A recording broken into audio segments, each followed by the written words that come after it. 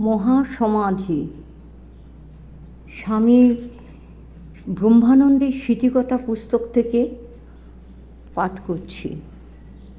পরমহংসাচার্য ব্রহ্মানন্দ শ্রীরামকৃষ্ণের মানসপুত্র রাখাল, স্বামী বিবেকানন্দের আদরের ভাই রাজা, শিষ্যের প্রিয়তম মহারাজ, বিপুল শ্রীরামকৃষ্ণ সংঘের অধ্যক্ষ ইহদামে আর নাই। শ্রী ভগবানের নবযুগ লীলার পুষ্টির নিমিত্ত জগদ্ধিতায় যে চিন্ময় ধাম হইতে এই ত্রিতাপ তাপিত ধরায় তাঁর আগমন হয় গত 27শে চৈত্র সোমবার মদন ত্রয়োদশীর দিন এবং চতুর্দশী প্রারম্ভে রাত্রি 8:45 সময় তিনি সেই নিত্যধামে পুনরায় প্রভুর পার্শ্বত্ব প্রাপ্ত হইয়াছেন। বিগত 10ই চৈত্র শুক্রবার একাদশীর দিন বাগবাজার পল্লীস্থ বলরাম বসু মহাশয়ের বাটিতে হঠাৎ তিনি বিসূচিকা রোগগ্রস্ত হন। ওই রোগ উপশমিত হইতে না হইতে গত রামনবমীর দিন আবার তাহার জ্বর ও পূর্বের বহুমূত্র রোগ অত্যধিক বৃদ্ধি পায়। শ্রীযুক্ত বিপিনচন্দ্র, শ্যামাদাস, চন্দ্রকালী, নীলরতন, কাঞ্জিলাল, দুর্গাপদ প্রভৃতি সুবিজ্ঞ চিকিৎসকেরাই ওই দিন হইতে তাহার জীবন সম্বন্ধে সন্দিহান হন।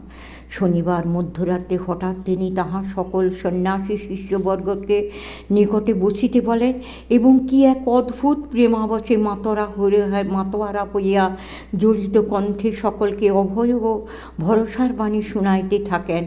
তাহার পর স্বামী শারদানন্দজিকে ডাকিয়া পাঠান। ইতোমধ্যে বলিয়াছিলেন, আমার বিবেকানন্দ দাদা, বাবুরামকে চিনি, শ্রীরামকৃষ্ণচরণ জানি। অতঃপর শারদানন্দ স্বামী উপস্থিত হইলে বলিলেন, ভাই শরৎ, এসেছিস? আমায় যে ব্রহ্ম বেদান্ত গোল হয়ে গেল। তুই তো ব্রহ্মবিদ্যা জানিস, কি বল দেখি। শরৎ মহারাজ, তোমার আবার গোল কি?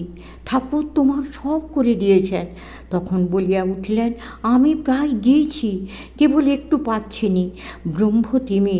পরে বিদ্যুপের সহিত, আচ্ছা ব্রহ্ম করছি, আবার লেমনেট করছিস কেন? কথা শুনিয়া সকলে মৃদু হাস্য করিতে লাগিলেন। ফাদার ইন হেভেন, দেখো, এও খুব সুন্দর, এও ভগবানের এক ভাব। চল। শরৎ মহারাজ ফিরিয়া আসিয়া বলিলেন, তুমি লেমনেট খেয়ে ঘুমো। তখন বলিলেন, মন যে ওই ব্রহ্মলোকে নামতে চায় না, দে ব্রহ্মে ঢেলে। কিছুক্ষণ পরে বলিয়া উঠিলেন, আহা, ব্রহ্ম সমুদ্র, ওং পরব্রহ্মণেই নমঃ, ওং পরমাত্মনে নমঃ। একটি বিশ্বাসের পত্রে ভেসে চলেছি। আহা। যখন এই কথাগুলি বলিতেছিলেন তখন যেন সেই সচ্চিদানন্দ সাগরের শান্ত শীতল স্পর্শ সমবেত সন্ন্যাসী মণ্ডলীর হৃদয়কেও স্পর্শ করিয়া যাইতেছিল। শ্রীরামকৃষ্ণদেব তাহার সম্বন্ধে আরও যে সকল গুহ্য কথা অপরের নিকট বলিয়াছিলেন, যাহা তিনি জানিতেন না, তাহাও তিনি তখন প্রকাশ করেন। দেখ, কৃষ্ণ এসেছে, আমায় মল পরিয়ে দে, আমি তার হাত ধরে নাচব ঝুম করে। আমি যে ব্রজের রাখাল। একটি ছোট ছেলে তার কচি হাত আমার পিঠে বুলোচ্ছে আর বলছে, চলে আয়, তোরা সব, আমি যাই। ওং বিষ্ণু।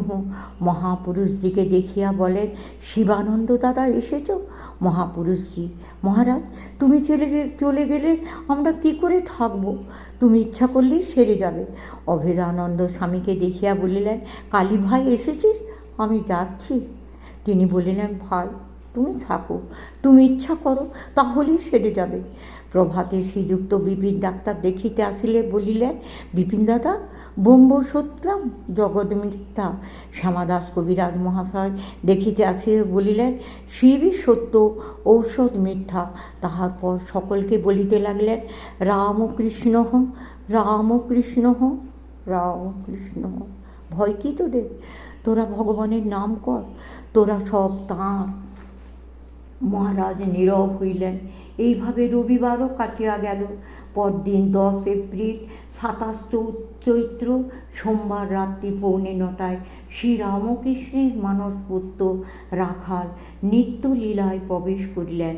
মঙ্গলবারে সেই পুত দেহ বেলুর মঠে আনিত ও পুষ্পচন্দন অগুরু প্রভৃতির সহিত পবিত্র হোমাগ্নিতে আহুতি হইল।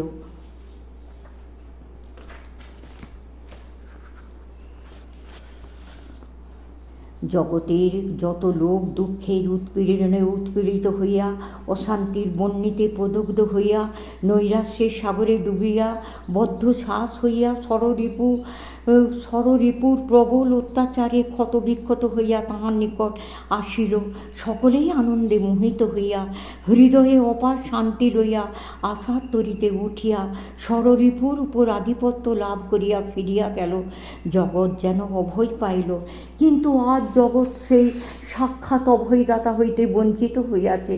ভগবান শ্রীকৃষ্ণ যেরূপ দেহত্যাগের পূর্বে তাহার প্রিয় ভক্ত উদ্ধবকে পরম জ্ঞানের উপদেশ করিয়া নরশরীর ত্যাগ করিয়া সমস্ত ভারতকে কাঁদাইয়া পাণ্ডবকুলকে নিরাশ্রয় করিয়া ব্রজবালিকার হৃদয়তন্ত্রী ছিন্ন বিচ্ছিন্ন করিয়া চলিয়া গিয়াছিলেন, সেইরূপ আজ বহু শতাব্দী পরে আর একবার শ্রীকৃষ্ণ অংশ সংভূত রাখাল রাজ জগতে আসিয়া তাহার প্রেম ও ভক্তির লীলা খেলা সাঙ্গ করিয়া শিষ্যগণকে ব্রহ্মজ্ঞানের উপদেশ করিয়া জগৎকে কাঁদাইয়া আশ্রিত জনকে নিরাশ্রয় করিয়া চলিয়া গিয়াছেন। কেবলমাত্র তাহার সেই প্রেমের স্মৃতি, তাহার সেই কোথায় আমার বাবারা কোথায়, এই স্নেহের আহ্বান, ভয় কি ভয় কি বলিয়া তাহার সেই অমিতময় অভয়বাণী রাখিয়া গিয়াছেন। আজকে যেন প্রাণের ভিতর হইতে কাঁদিয়া কাঁদিয়া বলিতেছে, এসো এসো হে আমার হৃদয় দেবতা, হে আমার স্নেহের পুতুলি, হে আমার প্রেমের আস্পদ, এসো ফিরে এসো, একবার এসে দেখে যাও আজ তোমার বিরহে কত নর নারী শোক সাগরে বাঁচিতেছে, দেখে যাও আজ তোমার অভাব তাহারা হৃদয়ে হৃদয়ে কেমন অনুভব করিতেছে। বালক হইতে বৃদ্ধ পর্যন্ত আজ তোমার জন্য অশ্রু বিসর্জন করিতেছে। আজ তাহারা তাহাদের একমাত্র অবলম্বন অগাধ সাগরে হারায়া সংসার তরঙ্গে ঘাত প্রতিঘাতে ইতস্তত বিক্ষিপ্ত হইতেছে। আজ আর কোথায় যাইয়া তাহারা তাহাদের হৃদয়ের জ্বালা জুড়াইবে, কোথায় যাইয়া তাহারা অপার শান্তি পাইবে, যাহাদের জন্য তুমি তোমার কৃষ্ণ সখাকে ছাড়িয়া নর শরীর ধারণ করিয়া কত কষ্ট কত যন্ত্রণা সহ্য করিতেছিলে। আজ তাহাদের ফেলিয়া চলিয়া যাইও না। হতভাগ্য জগৎকে দেবলীলা হইতে বঞ্চিত করিও না। দুঃখিনী ভারত মাতা তোমার মুখপানে চাহিয়া কত আশা করিয়াছিল, আজ তাহার সে আশালতাকে ভগ্ন করিও না। ওই শোনো, আজ ভারতের কঙ্কালমত্ত সার অনশনে মৃতপায় সহস্র সহস্র সন্তান তোমার জন্য দীর্ঘ নিঃশ্বাস ফেলিতেছে। ওই শোনো, আজ ভারতের সহস্র সহস্র নারী ছিন্ন বস্ত্রাবৃত হইয়া তোমার জন্য হাহুতাশ করিতেছে। ওই শোনো, আজ ভারতের সহস্র সহস্র নরনারী রোগ মহামারীতে বিধ্বস্ত হইয়া শান্তির জন্য ব্যাকুলভাবে তোমাকে আহ্বান করিতেছে। ওই শোনো, আজ কোটি কোটি ভারতবাসী শিক্ষার অভাবে তাহাদের জাতীয় জীবনকে রক্ষা করিতে অসমর্থ হইয়া তোমার নিকট কাতর প্রার্থনা করিতেছে। ওই শোনো, আজ লক্ষ লক্ষ ভারতের অস্পৃশ্য জাতি সমাজের অত্যাচারে উৎপীড়িত হইয়া তাহাদের হৃদয় ব্যথা তোমাকে জ্ঞাপন করিতেছে। আর অপরদিকে ভক্তগণ আজ তোমার সেই সদা প্রফুল্ল বদন, তোমার স্নেহ পরিপ্লুত অপূর্ব দৃষ্টি, তোমার সেই হৃদয় বিগলিতকারী সুমধুর কথোপকথন, তোমার সেই অপার করুণার কথা স্মরণ করিয়া দুঃখ সাগরে ভাসিতেছে। বারবার মনে হইতেছে, যিনি আমাদের এত ভালোবাসিতেন, যিনি আমাদের কল্যাণের জন্য এত চিন্তা করিতেন, যিনি শরীর ত্যাগের শেষ মুহূর্তের পূর্ব পর্যন্ত আমাদের আশীর্বাদ করিয়াছেন, সত্যি কি তিনি চিরদিনের জন্য আমাদের ছাড়িয়া চলিয়া গিয়াছেন? সত্যিই কি আর আমরা তাহাকে দেখিতে পাইব না? সত্যিই কি আমরা আর তাহার শ্রীমুখের বাণী শুনিতে পাইব না? যখনই চিন্তা মনে উদয় হয়, তখনই যেন হৃদয়ে কোনো এক নিভৃত স্থল হইতে কে যেন জলদ গম্ভীর স্বরে বলিয়া উঠিতেছে, অজো নিত্যঃ শাশ্বতঃ পুরাণঃ। ওরে, আমি যে জন্মরহিত, আমি যে নিত্য, আমার যে শেষ নাই, আমি সে পুরাণ পুরুষ। সমাপ্ত।